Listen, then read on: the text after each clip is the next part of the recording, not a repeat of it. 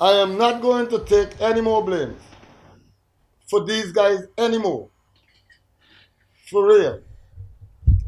Before so, I prefer to quit my job today. After headline news aired the plight of three Trinidadian men who were stranded in Guyana after allegedly not being paid their salaries, the captain of the vessel reached out to headline news to air his side of the story. According to Captain George List Dickey, of he has food only been in supplies charge of the that vessel I have for supplied one the month vessel with. now. These guys, when I met them on the vessel, they were never signed on that vessel. I don't know why the previous captain didn't do it, or whatever the circumstances would have been. Since I got there, I tried to get everything regularized, that they would become members of the crew.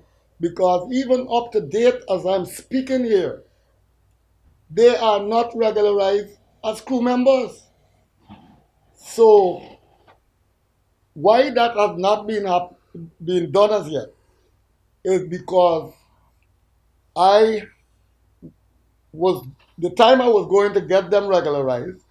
This is the time when we had another issue where I had to visit the police station, and I was then told by one Corporal Pyle at Rumveld Police Station that I had no right in holding these three Trinidadians' passport, which I tried to tell him that this is a rule according to the marine laws. According to Mr. Daniels, a previous stakeholder of the vessel, it was understood that when the vessel was transferred to the new owners were entirely liable for the crew, including any overdue payments. However, due to various disagreements and the men filing complaints at the station against Captain Dickey, the captain decided to discontinue working with the He men. demanded that I would hand over the passports to these three gentlemen, of which I did in his presence and other police presence at the time. I then took the immigration documents that I was going to regularize these guys on, and I stripped it, and I threw it in the same Corporal Piles garbage bin, trash bin. Okay? So I said, well, then I'm through with that. Okay? These gentlemen are being fed every single day. Like I said before, and I'm saying it again, this is a list of food items that I myself purchased.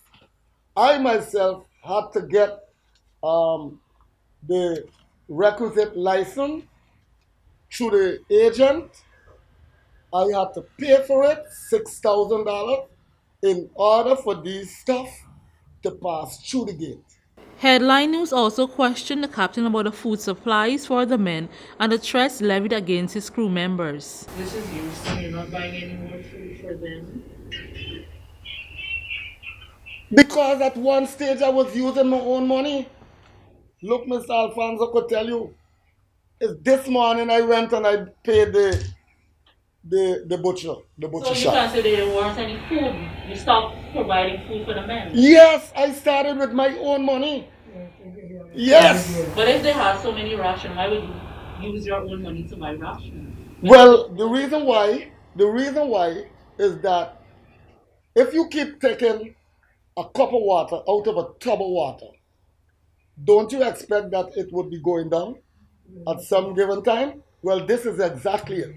So when I see it is necessary, I would try to bring it up back.